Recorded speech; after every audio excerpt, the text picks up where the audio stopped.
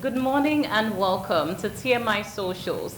I am Chukufumnanya Digwe, and here's what's trending on social media.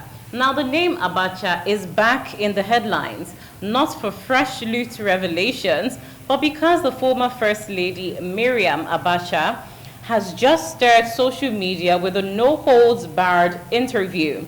In the now viral clip, she defends her late husband's legacy and suggests that whatever he left behind for Nigeria mysteriously disappeared not long after his death.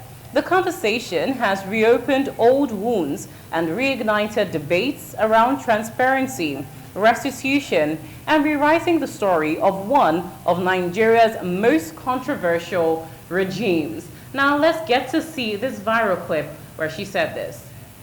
The evidence of any monies stashed abroad, and the monies that my husband kept for Nigeria, in a few months, the monies vanished. People are not talking about that. Why are you blaming somebody for... is that tribalism or religious program, or what is the problem with Nigerians? I pray for Nigerians. I pray for all of us. I pray that we should have goodness in our hearts. We should stop telling lies and blaming people. Why are we so bad towards each other? Because somebody is a northerner or a southerner, somebody is a Muslim or a Christian, or somebody is... Well, there it is. You heard it from the horse's mouth. Now let's hear what netizens are saying as concerned this gist. Now the first reaction says, the media has always sold us about Abacha, but thinking outside the box, I've always wanted to ask, if Abacha stole Nigeria's money, how come they still keep bringing back the so-called loot that looks like investment returns? Maybe I'm wrong. Let's see the next reaction. The next reaction goes along to tag the former First Lady, Miriam Abacha. Your husband did not save money for Nigeria. He stole the money meant for the development of Nigeria in such a large amount that millions are still being recovered after decades. That you and your family were not prosecuted and jailed is because those who succeeded him are not much different, and doesn't mean you should rewrite history. Well, those are the comments, the controversial comments on that one. Now we're still talking former First Ladies.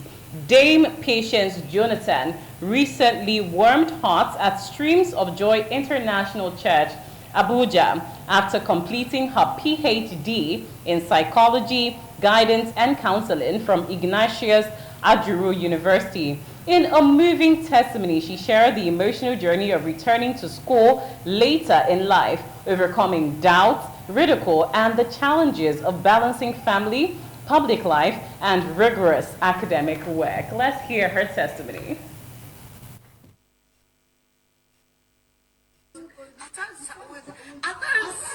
My lecturer will get me angry and tell me, go and repeat this page.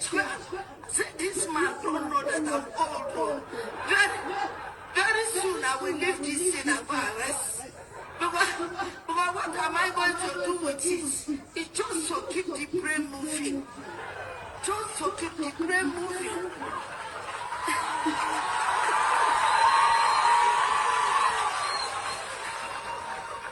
God give you glory.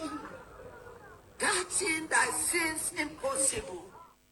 Well, there you heard it from her testimony as she completed her PhD. Now let's hear how people are reacting to this one on the social media space. This reaction says, the people who are praising this macabre English as the standard PhD English are the reason this woman can look at us in the face and tell us that she bagged a PhD. Do you people know what a PhD is? Let's see the second comment on this one. This one says, her speaking has improved, no lateness in life. As far as you have life, you can achieve anything. Now let's take the final story on TMI Socials today. Now, in a statement that's got the streets of social media buzzing, former Labour Party presidential candidate Peter Obi has stirred debate once again. In a recent press interview, Obi declared that there's nothing wrong with removing fuel subsidy. The problem is in how it's being done haphazardly. Obi, who has long described the subsidy regime as organized crime, said he would have removed it too, but in a structured, transparent, and compassionate manner. Let's hear him. I was surprised when you said this is about criticisms. They should have even said some things that I did that was positive, or I said I was positive. But let me tell you, I've consistently maintained that I would have removed the fuel subsidy.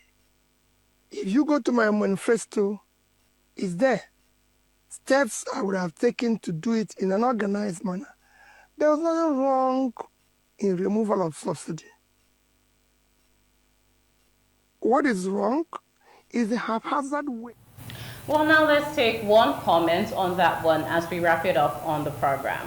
Well, this comment does say a visionary leader would put remedial in place before the subsidy removal. Government is all about policies, the right policies for that matter.